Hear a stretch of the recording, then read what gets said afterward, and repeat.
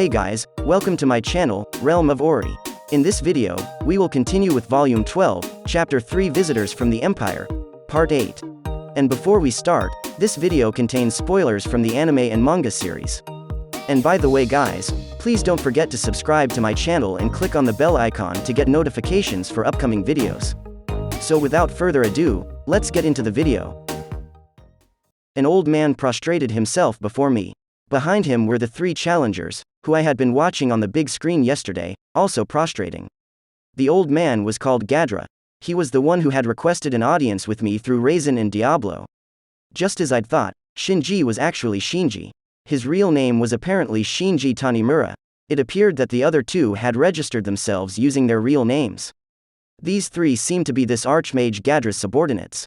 That was what they'd told me so far. Well, I figured as much. Anyway, we really can't have a comfortable discussion like this, so why don't we go somewhere else? Raise your heads. Yes, ma'am. The meeting place was the reception room. Coffee or tea? Which do you prefer? Then, coffee. Gadra-san, how about you? Me? I'll have the same thing as Shinji. Huh? Maybe coffee didn't exist in the Empire? I felt like it did, but it might not be in their market. When I turned to Mark and Shin, they started nodding wordlessly. Guess they wanted the same thing, too. Your Majesty Rimuru, are you perhaps an otherworlder? Yeah, what about it? Why is he asking this now? Wouldn't that be part of basic information collection? Alright, let's hear the details. Shuna gave them the coffee she had prepared.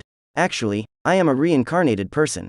Old Master Gadra casually dropped a sudden bombshell. The trio was just as shocked as I was and turned to face him. As I said before, I have nothing but hatred for the Western Holy Church. They killed my friend Adelman. For centuries, I have been planning to pit the Empire against them. Following his small rant, Gadra continued his story. When he learned that Adelman had fallen into a trap and was killed, he vowed to take revenge. With this resolve, he went to the Empire with nothing but his name and labored to slowly gain their trust.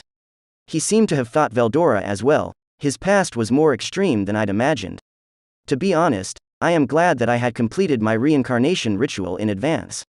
I wished to see it with my own eyes, the natural-born apex of monsters. Only 4 true dragons existed in this world and they were the strongest race in existence, standing above all other monsters. Good grief, stop it already. Sure, he's amazing, but I don't feel the need to praise him for it. No, they could have achieved a tactical victory, but those imbeciles wanted to control Veldora-sama. I advised them over and over again to give up since it was impossible and futile. So you're saying that it's mostly your fault that the Empire is trying to start a war? Well, that's one part of it, I guess. No, you're trying to be evasive. Regardless of how you looked at it, the fault lies with this old man. It's not like that. The Empire has always been a hegemonic power, and if we don't set a direction, the ravages of war will spread throughout the land. That's why I had them look westward. Well, it fits with my purpose, too. I thought it would be convenient. How could it be convenient? We're getting dragged into this for no reason at all. I was also against invading the Great Jura Forest, considering Veldora-sama lives in it, and I didn't want them to make the same mistake as before. I proposed that it would be better to focus on the Dwarven Kingdom, but there are too many stubborn people who would rather solve everything by force. Wait a minute, so the Empire really is planning to attack the Dwarven Kingdom? I see you are aware of that. However, it's not like we're attacking them. My proposal was to form an alliance with King Gazel and have them turn a blind eye towards any action taken by our army. I hold a grudge only against the Western Holy Church. Gadra was already informed that Adelman was safe and was promised a meeting with him right after this one. As a result, he realized how fruitless all of his efforts had been and turned his back on the war. Benimaru and others were on standby in the adjacent room, listening to our conversation while holding a strategy meeting. My job was to keep Gadra happy and talking. And King Gazel refused, didn't he? Well, that was a given. And then, a plan to assassinate him was proposed, but I was against it. If we're going to do it, then we should face them head-on, is what I told them. That's not a scenario you should be proud of. I don't have any obligations to the Empire. The army corps that I raised was disbanded, and my men were taken away. These 3 are my disciples, so I borrowed them. Although it's hard to say that he is well, if Adelman is doing all right, then I will not have any regrets leaving the Empire behind. This old man really was something. I had to keep it a secret, but I couldn't help but feel some respect for him.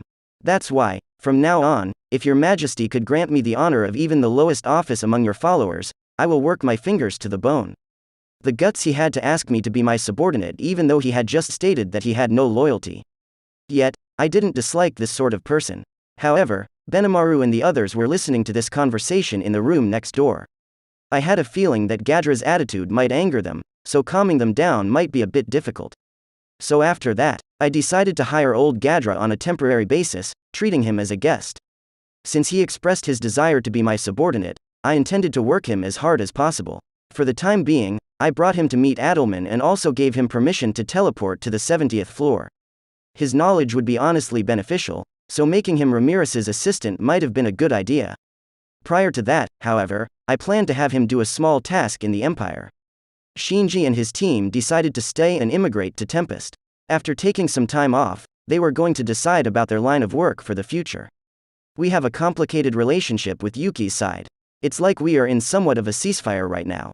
To be honest, I want to get back at him for pissing me off so many times, but somehow, I can't bring myself to hate him.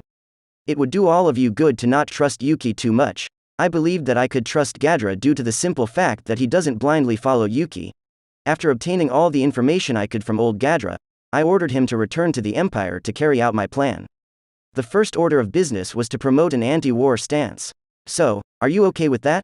Leave it to me. I'm used to acting behind the scenes. What I want the most is to stop the war, but from what you've told me, that is looking very difficult.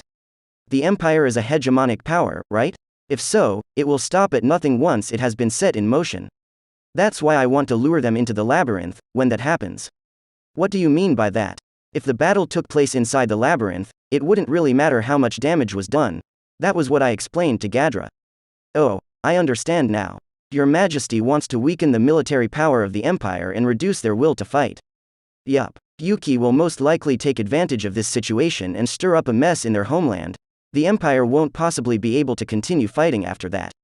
Once I made this clear to Gadra, I gave him 3 resurrection bracelets and made in labyrinth equipment. We planned to use these as bait to entice people to enter the labyrinth.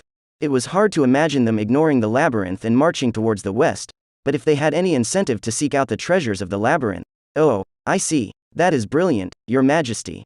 I'm familiar with a certain greedy commander, so Your Majesty's plan will certainly come to fruition. If possible, stop the war, if not, then lure them into the labyrinth. Everything depended on Gadra's skills. Asylum for the 4 of them was granted at my discretion. And just like that, I had made some unexpected friends and brought an end to this small ruckus.